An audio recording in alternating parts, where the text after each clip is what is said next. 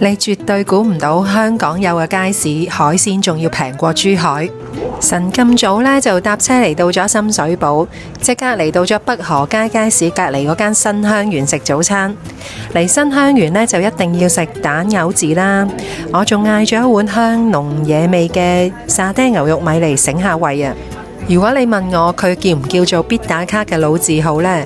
我老實講啊，係因為買餸順路先至會入嚟食㗎，但係絕對穩陣好食嘅。不過呢，就山長水遠專登過嚟呢，就我覺得未必值咯。填飽咗個肚呢，就入咗嚟隔離嘅北河街街市啦。我都係第一次嚟㗎咋，點知呢，先至係今日嘅戲肉啊！呢一度嘅海鮮價呢，真係顛覆咗我喺香港20年嘅認知啊！咁大條嘅魷魚2條45蚊一兜，60蚊有7隻大鮑魚啊！成條不鏽鋼咁嘅海帶呢，101蚊一條。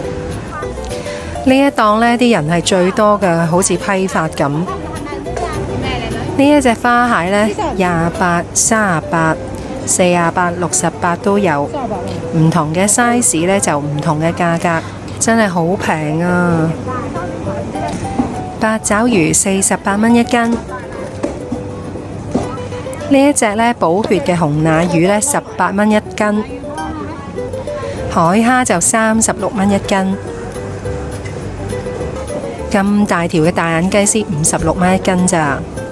呢間仲要好多大眼雞魚賣啊，直頭係大眼雞魚嘅專賣店啊。牛肉檔呢就唔多，淨係得呢一格仔，仲要排隊買添啊！呢一隻蝦呢，平時東涌買呢要78蚊，而家45蚊。個場呢就唔大，但係啲嘢呢就好多，睇到我眼都花晒啊！哇，啲價錢真係平到嚇死人啊！我即刻影低咗佢呢，傳俾珠海嘅屋企人睇啦。佢哋都嚇咗一跳啊！佢話唔係嘛，仲平過我哋珠海街市嘅。咁我嚟之前呢，就問咗我姑媽嚟呢度幫襯邊檔會好啲啦。咁我姑媽就話呢度買餸嘅哲學就好簡單嘅，邊度人頭湧湧你就攝埋去睇下啦，跟實班街坊一齊逼呢，就一定冇錯噶啦，絕對係又新鮮又抵食嘅心水選擇啊！由茶餐廳嘅滿足，再到街市嘅驚喜，呢一趟深水埗街市之旅呢，係我喺香港見過最有市井氣息嘅香港，又係最濃厚、最真實嘅老香港街坊嘅靈魂啊！揸住500蚊去深水埗買餸，真係拎到手都跛啊！